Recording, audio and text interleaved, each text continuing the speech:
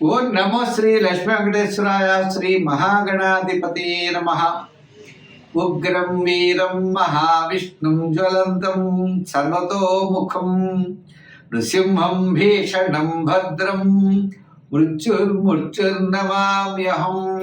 ప్రేక్షకు నమస్కారాలు తెలియజేస్తూ మనం ఏప్రిల్ మాసంలో ఈ ద్వాదశ రాశులకి ఎలా ఉంటుంది అనే విషయాన్ని మనం స్పష్టంగా తెలుసుకుందాం. అనుకూలంగా లేని వారు సులభమైన పరిహారాల ద్వారా మనం ఆ యొక్క రాశులు ఏ వారు ఏం చేస్తే బాగుంటుందో తెలుసుకుని తద్వారా ఆచరించడం ద్వారా అనుకూలమైనటువంటి ఫలితాలను మనం పొందగలుగుతాం. అయితే ముందు సంచారం ఎలా ఉన్నది అన్నట్లయితే వృషభ రాశిలో గురుడు, మిథున కర్కాటక రాశుల్లో కుజుడు, కన్యా రాశిలో కేతువు, మీన రాశిలోనే 4 గ్రహాలు ఉన్నాయి. అంటే రవి, బుధుడు, శుక్రుడు, రాహు మీనరాశిలో ఉన్నాయి. మరి శని కుంభరాశిలో ఉన్నది. మరి కొంతకాలానికి అంటే ఏప్రిల్ 15వ తారీఖు నాటికి మనకి రవి భగవానుడు తప్పనిసరిగా మేషరాశిలో ప్రవేశం జరుగుతుంది. శని 19వ తారీఖు నాడు కుంభం నుండి మీనరాశిలో ప్రవేశం. మరి ఆ శని భగవానుడి యొక్క ప్రవేశం ద్వారా మకర రాశి వారికి ఏనాడు శని తగ్గడం, మేషరాశి వారికి శని ప్రారంభం అవ్వడం, వృశ్చిక రాశి వారికి అర్ధాష్టమ శని తొలగడం, ధనుర్రాశి వారికి అర్ధాష్టమ శని ప్రారంభం, కర్కాటక రాశి వారికి అష్టమ శని తొలగడం, సింహరాశి వారికి ప్రారంభం అవుతుంది. కాబట్టి ఈ రాశుల వారు కూడా మనం చెప్పుకునేటప్పుడు ఏమి చేయాలనేటువంటి ఫలితాలు కూడా మనం తెలుసుకుంటూ మరి మనకి ఏప్రిల్ నెలలో మనం చేయవలసినటువంటి పనులు తప్పనిసరిగా మనం చేయాలి. తద్వారా మంచి ఫలితాలు మనం పొందగలుగుతాం. పాజిటివ్ వైబ్రేషన్స్తో ఆలోచించాలి, నెగిటివ్గా మనం ఆలోచించకూడదు. అంటే కార్యసిద్ధి కలగాలంటే ఉద్యమేన హి సిద్ధ్యంతి కార్యాణి నమనోరథై. మనిషి యొక్క ప్రయత్నం చేతనే కార్యాలు సిద్ధిస్తాయి తప్ప కోరికల చేత కార్యములు మాత్రం సిద్ధించవు. అచేత ప్రతి ఒక్కరూ మంచి పని చేయండి, మంచిగా ఆలోచించండి, తప్పనిసరిగా విజయం సాధించగలుగుతాం. ముందు రాశుల గురించి తెలుసుకుందాం. సింహరాశి. ఏప్రిల్ నెలలో సింహరాశి వారు జాగ్రత్తలు అనేవి తప్పనిసరిగా తీసుకోవాలి. ఎందుచేత అంటే మరి వీరికి అష్టమంలో గ్రహాలు ఉన్నాయి. అష్టమంలో రవి, బుధుడు, శుక్రుడు, రాహు, అష్టమంలో 4 గ్రహాలు ఉన్నాయి.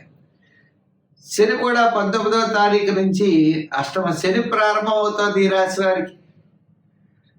మరి గురుడు కూడా గురుడు మారినప్పటికీ కూడా ప్రస్తుతం అయితే పెద్దగా అనుకూలంగా లేదు. కుజుడు ఒక్కడే కాస్త అనుకూలమైనటువంటి వాతావరణం కొంతవరకు కనపడుతుంది. తదుపరి మరి 15వ తారీఖు తర్వాత మేషరాశిలో రవి సంచారం. ఈ గ్రహాల యొక్క పరిస్థితి వ్యతిరేకమైన ఫలితాలు ఇచ్చేటప్పుడు చాలా నిదానముగా ముందుకు వెళ్ళాలి. ఏ పని చేసినా బంధుమిత్రుల యొక్క సలహాలు తీసుకుంటూ ముందుకు వెళ్ళాలి. ఆర్థిక వ్యవహారాల్లో అవని. ఉద్యోగస్తులు వ్రాత పనుల్లో జాగ్రత్తలు తీసుకోవాలి. అధికారులతో నిదానంగా ఉండాలి. రాజకీయ నాయకుడు సభలు సమావేశాల్లో అవ్వచ్చు. వృత్తులు వారు ఆయా వృత్తులు చేసేటప్పుడు తగినటువంటి శ్రద్ధ తీసుకోవాల్సినటువంటి అవసరం ఉన్నది. మనం ఈ పనులన్నీ అయిపోతాయి అనుకుంటాం, అన్ని పనులు ఆలస్యం అవుతూ ఉంటాయి. ఆర్థికంగా ధనం అనేది మంచినీళ్ల ప్రాయంలా ఖర్చు అయిపోతూ ఉంటుంది. ఆర్థిక వ్యవహారాల్లో జాగ్రత్తలు తీసుకోవాలి. వ్యాపార విషయాలు వచ్చేటప్పటికి పెట్టుబడులు పెట్టేస్తూ ఉంటాం, లాభాలు చాలా తక్కువగా ఉంటాయి. ఈ మొత్తం ఏప్రిల్ నెలలో ఈ సింహరాశి వారు చాలా జాగ్రత్తలు తీసుకోవాల్సిన అవసరం ఉన్నది. విద్యార్థులు దక్షిణామూర్తిని బాగా చదవాలి, ఆ స్తోత్రాలు పఠించాలి. మహిళలు కూడా అనవసరమైన వ్యవహారాలకి దూరంగా ఉండాలి. ఉన్నటువంటి స్థితిగతులకి ఇబ్బందులు ఉండవు, కానీ గొప్పగా పెద్ద అవకాశాలు అయితే ఈ రాశి వారికి ఏప్రిల్ నెలలో కనపడలేదు. అయితే మనం ఏం చేయాలి అంటే నవగ్రహ ప్రదక్షిణ చేయాలి.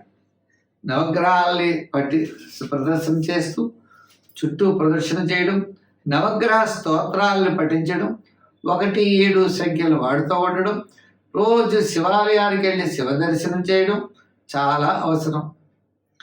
అంతేకాకుండా మనకి శని భగవానుడు కూడా 19వ తారీఖు నుంచి అష్టమ శని కాబట్టి ఇటుపైన తప్పనిసరిగా శని స్తోత్రం ప్రతిరోజు చదువుకుంటూ శనివారం నియమం పాటిస్తూ ముందుకు వెళ్ళాలి. అవకాశం ఉన్నప్పుడు తెల్లదానం చేయడం, చిమినీ వంటలు తయారు చేసి కాకులకి ఆహారంగా పెట్టడం, ఇటువంటి పనులు చేయడం ద్వారా మీకు అన్నింటి విజయాన్ని మీరు తప్పనిసరిగా సాధించగలుగుతారు. కన్యారాశి. ఈ కన్యారాశి వారికి సప్తమంలోనే గ్రహాలు ఎక్కువ ఉంటాయి. రాశిలో కేతువు, సప్తమంలోనే రవి, బుధుడు, శుక్రుడు, రాహు, అష్టమంలో రవి ప్రవేశం 15వ తారీఖు తర్వాత. మరి ఇప్పటి వరకు షష్టంలో ఉన్నటువంటి శని సప్తమ స్థానం సంచారం. ఈ విధంగా ఉండడం ద్వారా కొంత వ్యతిరేకమైనటువంటి ఫలితాలు కూడా రావడానికి అవకాశాలు ఉన్నాయి. అందుచేత చాలా నియమం పాటిస్తూ శ్రద్ధ అనేది చాలా అవసరం ఏప్రిల్ నెలలో.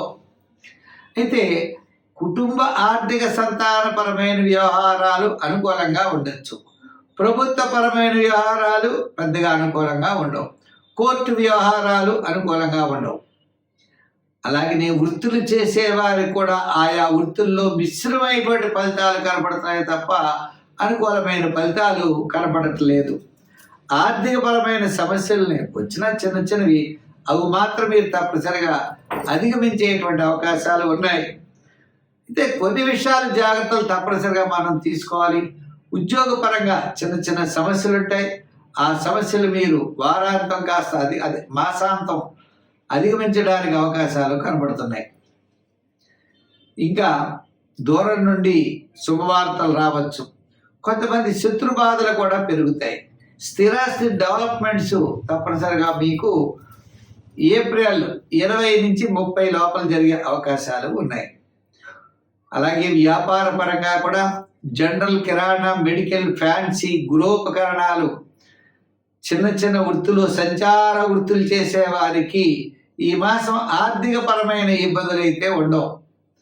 మిగిలిన విషయాల్లో జాగ్రత్తలు తీసుకోవాల్సిన అవసరం కనబడుతోంది. సంఖ్యలో ఎక్కువగా మీరు 5-6 రంగులు వాడుతూ ఉండండి.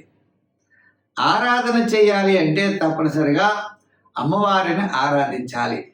దానాల్లో ఎక్కువగా మీరు చేయవలసింది మినుగులు, మినపప్పు దానం చేయాలి. అది కూడా ఒక గుడ్డలో కట్టి ప్రవహించే నదిలో శుక్రవారం నాడు వదిలిపెట్టాలి ఈ మినపప్పుని. తద్వారా మీకు చాలా మంచి ఫలితాలు లభిస్తాయి. లేదా గారెలు వండి అమ్మవారికి నైవేద్యం చేస్తూ ఉండాలి. తద్వారా కూడా మీరు విజయం సాధించేటువంటి అవకాశాలు ఉంటాయి. అంతే కదండి.